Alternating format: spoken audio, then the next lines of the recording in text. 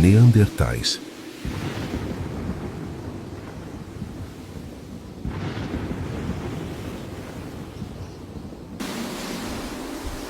Por que a humanidade mais forte que já existiu simplesmente sumiu? Durante muito tempo, nós os chamamos de estúpidos, brutos, homens das cavernas. Mas as evidências contam uma história completamente diferente. Eles dominaram a Eurásia por mais tempo do que nós existimos. Sobreviveram a eras glaciais e, então, desapareceram. Como uma espécie tão perfeitamente adaptada pode simplesmente evaporar? A verdade pode ser muito mais cruel do que você pensa. Para desvendarmos a sua extinção, precisamos entender a vida deles. Afinal, antes de entender por que desapareceram, é preciso aceitar que, em muitos aspectos, eles eram melhores do que nós. Para encontrar a origem desses titãs, precisamos voltar o relógio. Estamos falando de um tempo profundo, cerca de 400 mil anos atrás. Imagine uma encruzilhada genética. De um lado, um grupo de hominídeos permanece na África, sob o sol escaldante. Eles seriam os nossos avós. Mas outro grupo tomou um caminho diferente. Eles marcharam para o norte, para o desconhecido.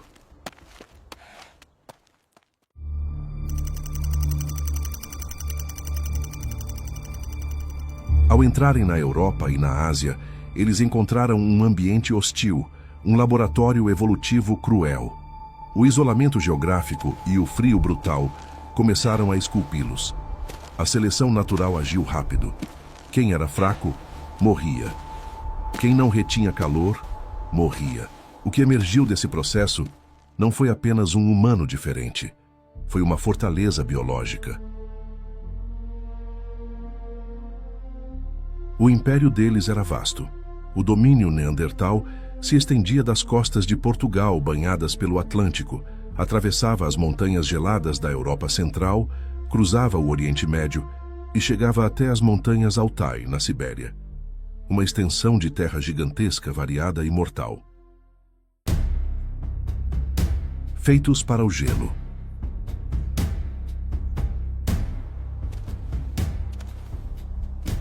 Eles não eram altos.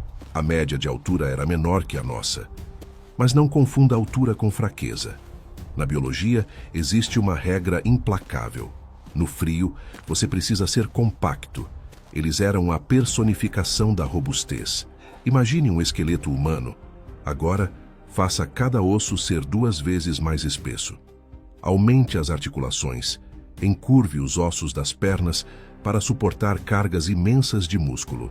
O peito deles não era plano como o nosso. Era um barril. Uma caixa torácica cônica, larga na base, projetada para abrigar pulmões gigantescos. Por quê?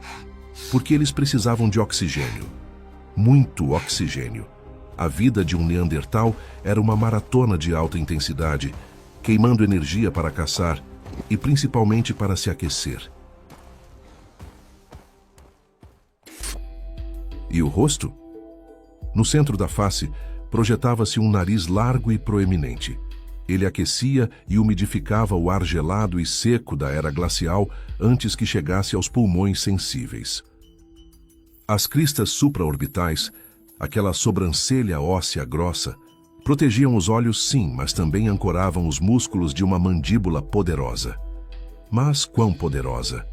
Cientistas utilizaram modelos computacionais e o resultado foi assustador.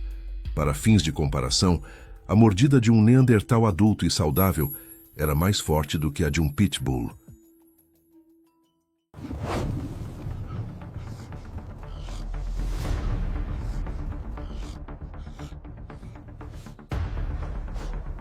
Eles eram feitos para a luta.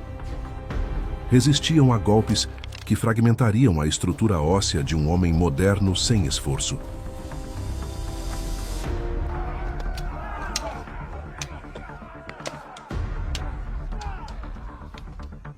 Não se trata de um exagero, mas de um fato comprovado. Os fósseis encontrados em 1856 no Vale do Neander, na Alemanha, oferecem provas definitivas sobre a robustez desses indivíduos. Mas toda essa força bruta escondia um segredo ainda maior. O verdadeiro mistério não estava nos músculos, mas dentro do crânio. Muitos assumem que eles tinham cérebros pequenos. Errado. Na verdade, em média, o cérebro deles era maior que o nosso. Então, se eles tinham cérebros maiores e corpos mais fortes, por que nós estamos aqui narrando a história e eles são os fósseis? A resposta pode estar na organização desse cérebro. Enquanto o nosso cérebro evoluiu priorizando as conexões sociais, a linguagem complexa e a abstração, o cérebro neandertal investiu pesado em outra área, a visão e o controle corporal. Os lobos occipitais deles, na parte de trás da cabeça, eram massivos. Eles tinham olhos grandes, adaptados para ver na penumbra dos invernos longos e das cavernas escuras. Eles enxergavam o mundo com uma clareza que talvez nós não possamos imaginar. Eles eram criaturas do aqui e agora, focados, atentos, reativos. Eles eram o ápice da evolução humana para aquele ambiente específico. Uma obra-prima da natureza moldada pelo gelo. Mas a natureza é volúvel, e o mundo que os criou estava prestes a mudar.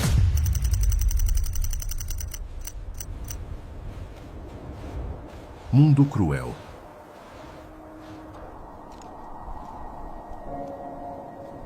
Durante as eras glaciais, a calota polar desceu do Ártico e esmagou o continente.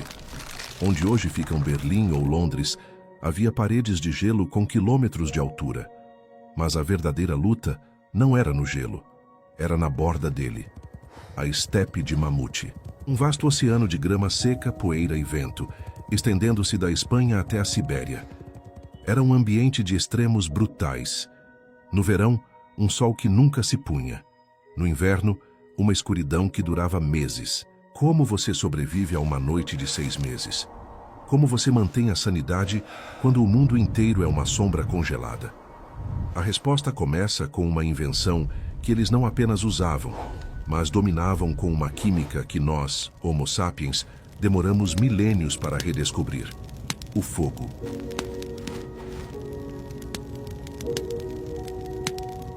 Por muito tempo, a ciência acreditou que os neandertais apenas coletavam fogo.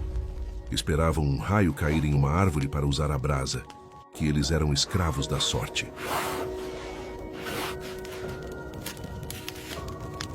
Assim como estávamos errados pensando que a Terra era o centro do universo, a gente errou também ao subestimar a inteligência deles. Escavações recentes revelaram uma nova verdade. Os neandertais eram químicos e geólogos por natureza. Eles buscavam minerais específicos, como o dióxido de manganês. O motivo? Eles descobriram que o pó dessa pedra facilitava a queima da madeira. Para começar o fogo, eles batiam uma pedra na outra até soltar faíscas. Era uma técnica avançada que garantiu a sobrevivência da espécie no frio. No meio do abismo gelado, a fogueira não era apenas um forno ou um aquecedor. Era o centro do universo deles. Era a televisão, a internet e o livro. O fogo afastava os pesadelos que rondavam na escuridão.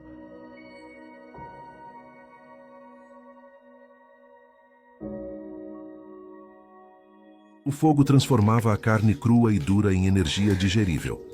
Porém, e mais importante que tudo isso, o fogo criava tempo. Enquanto outros primatas dormiam assim que o sol caía, os neandertais ganhavam 4, 5 horas a mais de vida por dia. Horas para consertar ferramentas. Horas para olhar nos olhos uns dos outros e criar laços sociais que impediriam que eles enlouquecessem no isolamento branco. Mas o fogo não pode ir com você quando você sai para caçar. E lá fora, a temperatura podia cair para 30, 40, 50 graus negativos. A pele humana nua congela em minutos nessas condições. Então, como eles saíam da caverna? Transformar a pele de um animal em roupa não é apenas colocar um casaco. É uma batalha. A pele crua apodrece e fede. Se secar, fica dura como madeira. Os neandertais desenvolveram uma indústria de curtume. Eles raspavam a gordura e a carne com pedras afiadas, mas para amaciar o couro, para torná-lo flexível o suficiente para permitir a caça, eles precisavam de uma ferramenta que não estava feita de pedra.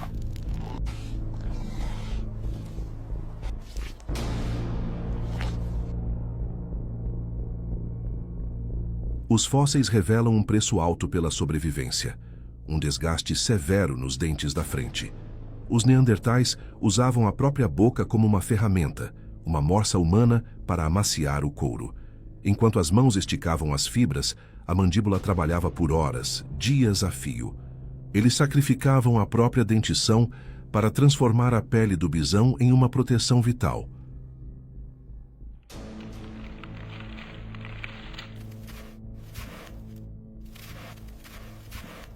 No auge do inverno, 90% do corpo precisava estar coberto. Sem esse sacrifício, a espécie teria sucumbido ao primeiro frio. Imagine viver em um lugar onde o vento corta a pele como uma navalha, onde a noite dura meses, onde cada refeição exige um combate corpo a corpo com monstros de 1 tonelada. Eles não apenas sobreviviam a isso, eles prosperavam. Mas como? Como você vive no inferno gelado sem tecnologia de aquecimento, sem tecidos sintéticos, sem supermercados? A resposta está na próxima página da história deles. E envolve transformar o ambiente hostil em casa e transformar a morte em vida. Agora, tire da cabeça aquela imagem clássica do homem das cavernas, sentado na entrada de uma gruta olhando a chuva. Sim, eles amavam cavernas. Quem não amaria uma fortaleza de pedra pronta? Mas as cavernas são imóveis. E a comida se move. Casas de ossos.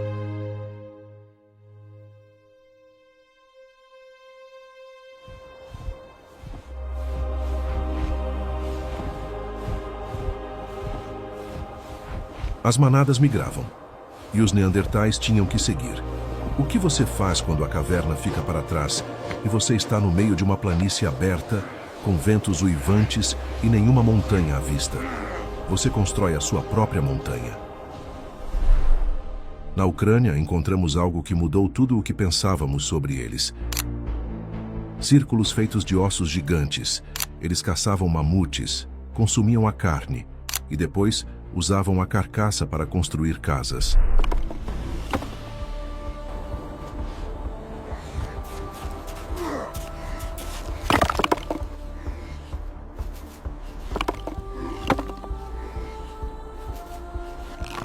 Crânios, mandíbulas e presas curvas empilhados em padrões precisos, cobertos por peles espessas, para isolar do frio. Eram estruturas planejadas.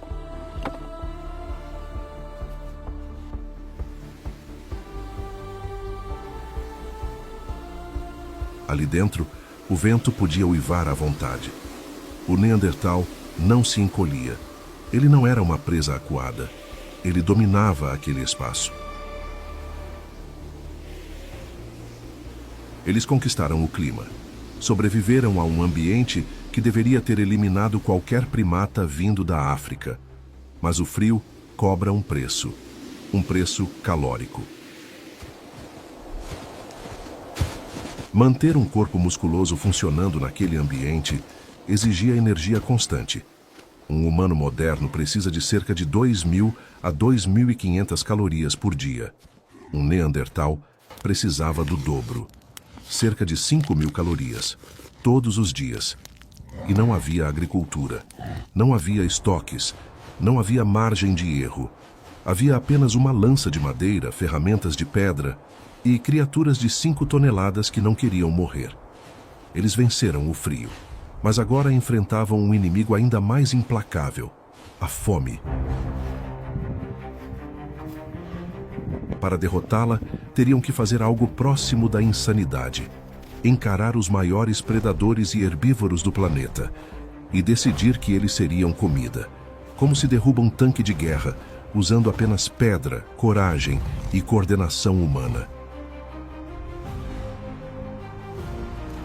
Guerra por comida.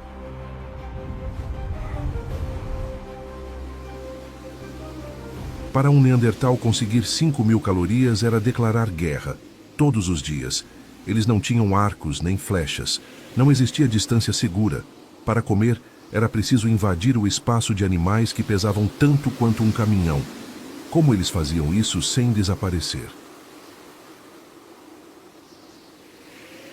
A resposta não está nos músculos, mas na engenharia.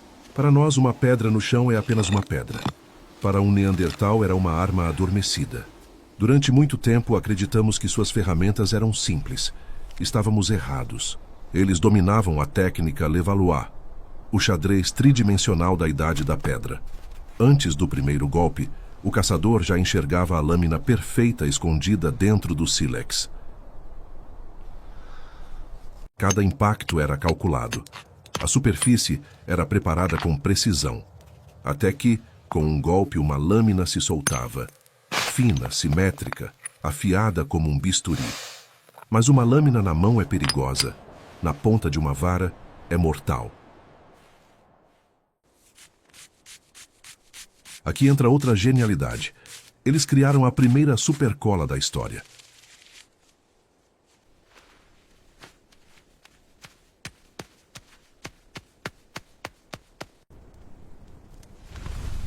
Destilando a casca da bétula em um processo sem oxigênio, produziam um piche negro e pegajoso. Com ele, fixavam a pedra à madeira e reforçavam com tendões animais. O resultado não era uma arma de arremesso, era uma lança pesada, uma baioneta. Por quê? Porque eles não caçavam para ferir, caçavam para derrubar.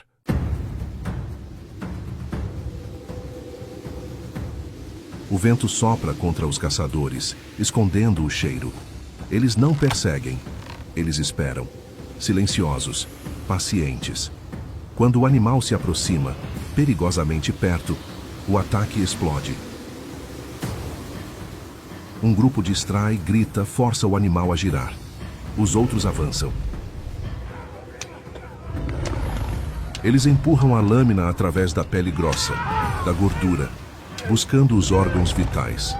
A morte ronda ambos os lados.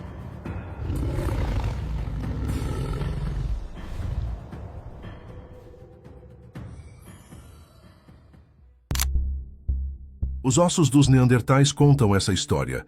Fraturas nos braços, costelas quebradas, crânios rachados. Sabe quem hoje apresenta lesões semelhantes? Peões de rodeio.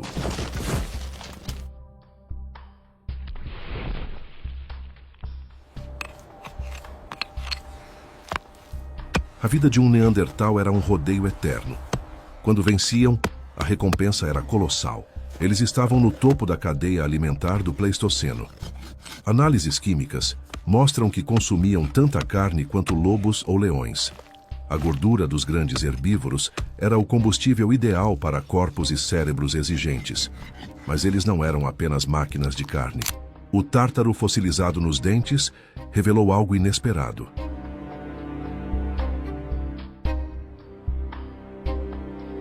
Grãos de amido, restos de plantas cozidas, tubérculos, nozes, cogumelos. Eles conheciam plantas medicinais. Usavam camomila e milfolhas, amargas, pouco nutritivas, mas eficazes contra dor e inflamação. E não viviam apenas da terra. Em cavernas de Gibraltar, surgiram restos de focas, mexilhões e até golfinhos. Eles entendiam as marés. Exploravam tudo o que estivesse ao alcance. Mas sobreviver hoje não garante existir amanhã.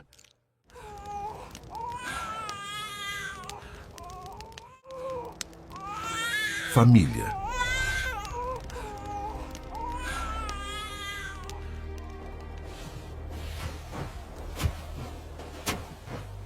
Dar à luz sempre foi um risco para a espécie humana. Para uma fêmea neandertal, era um desafio biomecânico extremo. Elas tinham corpos robustos e quadris largos, mas os bebês também eram grandes e, acima de tudo, tinham cabeças volumosas, com cérebros de crescimento acelerado.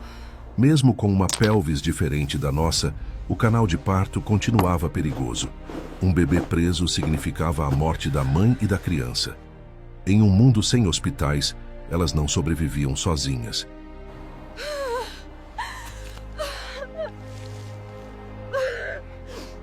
Pela primeira vez na história humana, surgem evidências claras de assistência ao parto. Outras mulheres, parentes e possivelmente companheiros ajudavam no nascimento. O parto não era um ato isolado, era coletivo. O primeiro choro de um bebê neandertal era recebido por mãos que sustentavam a vida.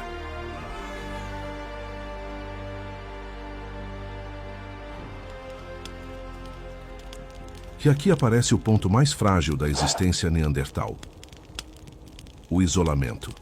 O mundo deles era vazio. Um indivíduo podia passar a vida inteira sem ver ninguém fora do próprio clã.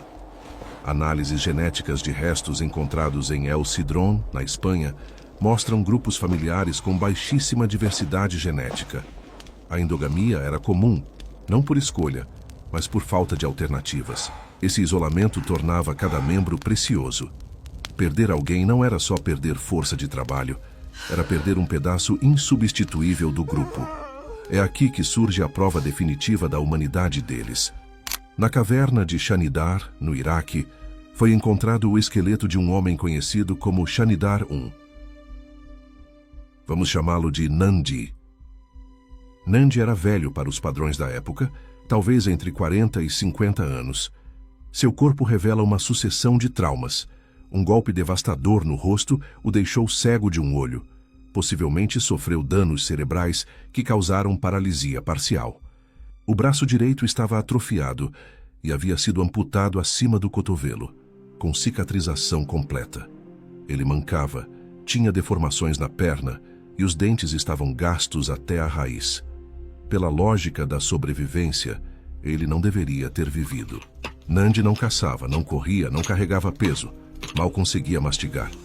Em termos práticos, consumia recursos sem oferecer retorno material. Ele deveria ter sido abandonado décadas antes, mas viveu. E viveu por muito tempo. Isso só é possível por um motivo: alguém cuidou dele.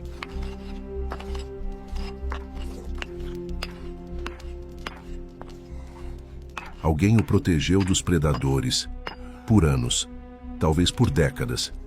Por quê? Porque ele importava, porque transmitia conhecimento. Shanidar prova que a compaixão não nasceu com as cidades. Eles enterravam seus mortos. Em alguns sepultamentos, há vestígios de pólen sobre os corpos. Pode ter sido acaso, ou pode ter sido um último gesto de carinho. Eles amavam, sofriam perdas, protegiam uns aos outros com lealdade extrema. Mas o cuidado dentro da caverna não tornava o mundo lá fora menos cruel. Os neandertais dominavam o norte, mas não estavam sozinhos. Dividiam o território com predadores gigantes, resistentes às lanças, que não os viam como rivais, mas como presas. E o clima estava prestes a mudar tudo, empurrando monstros e homens para um espaço cada vez menor, onde o confronto seria inevitável.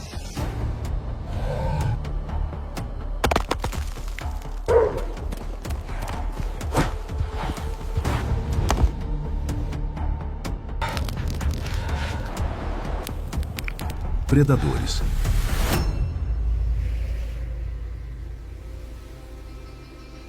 Hoje gostamos de acreditar que estamos no topo da cadeia alimentar. Se entramos numa floresta, o medo não é ser caçado, é se perder. O Neandertal não tinha esse privilégio.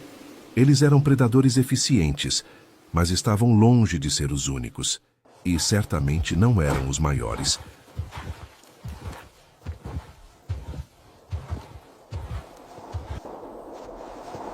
Ao sair da caverna, o Neandertal entrava em um mundo onde quase tudo era maior, mais forte e mais faminto do que existe hoje.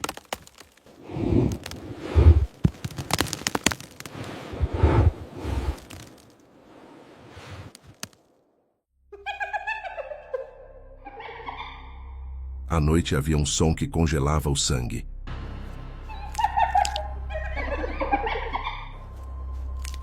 A hiena das cavernas não era como as hienas modernas. Pesava mais de 100 quilos, caçava em bandos organizados e não se contentava com carniça. Ossos encontrados contam finais brutais, marcas profundas de dentes e sinais de ácido estomacal. Alguns neandertais não foram enterrados, foram devorados. Para as hienas, eles não eram reis, eram presas possíveis.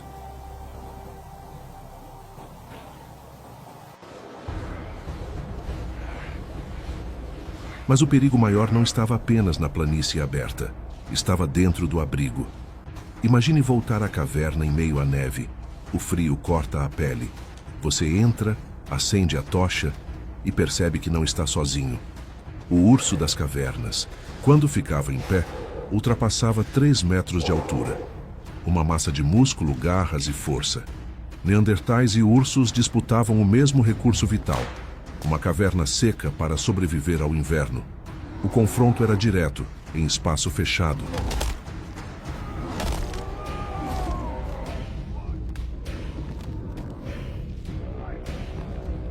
Muitas vezes, o urso vencia. Em outras, o neandertal vencia. Essa era a rotina. Não um evento raro, mas uma guerra constante. Cada fratura curada, cada cicatriz, era um registro de sobrevivência. Eles viviam no limite físico absoluto. Mas cerca de 45 a 50 mil anos atrás, algo mudou.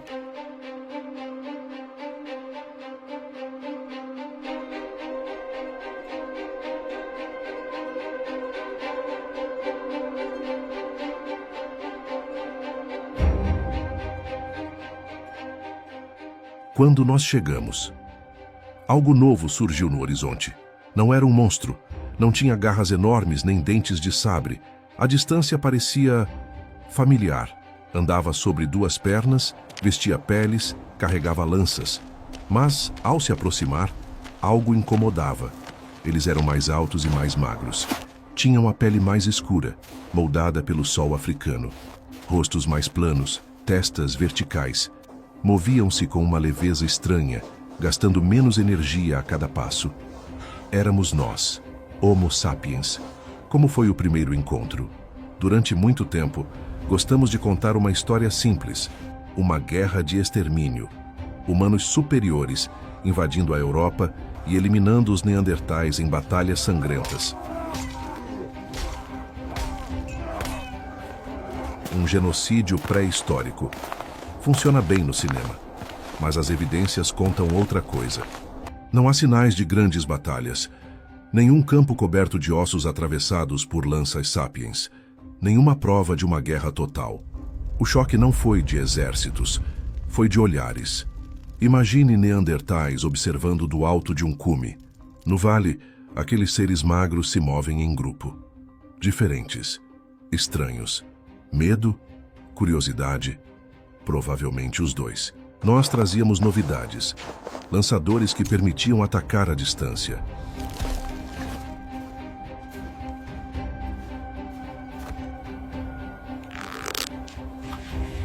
Agulhas de osso para roupas ajustadas, adornos, instrumentos musicais, símbolos.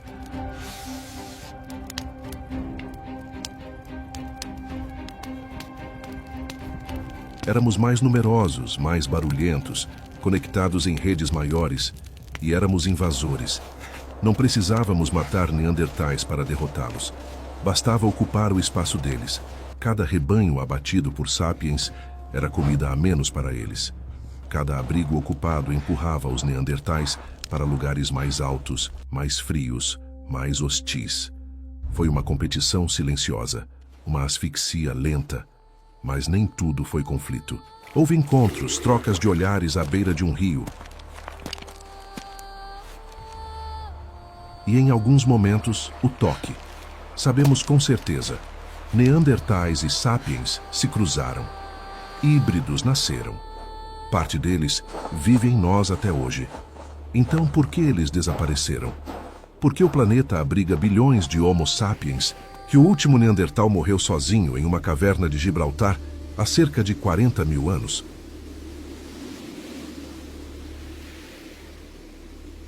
A extinção deles não foi um estrondo, foi lenta, silenciosa. Eles não foram destruídos por monstros, nem por uma guerra direta conosco. Foram vencidos por algo invisível: genética, clima e números. Poucos indivíduos, pouca diversidade genética. Um ambiente cada vez mais instável. Um competidor que se espalhava rápido demais. O relógio estava correndo. O clima mudou. A margem de erro desapareceu. E, sem um único golpe final, uma espécie inteira foi sendo apagada.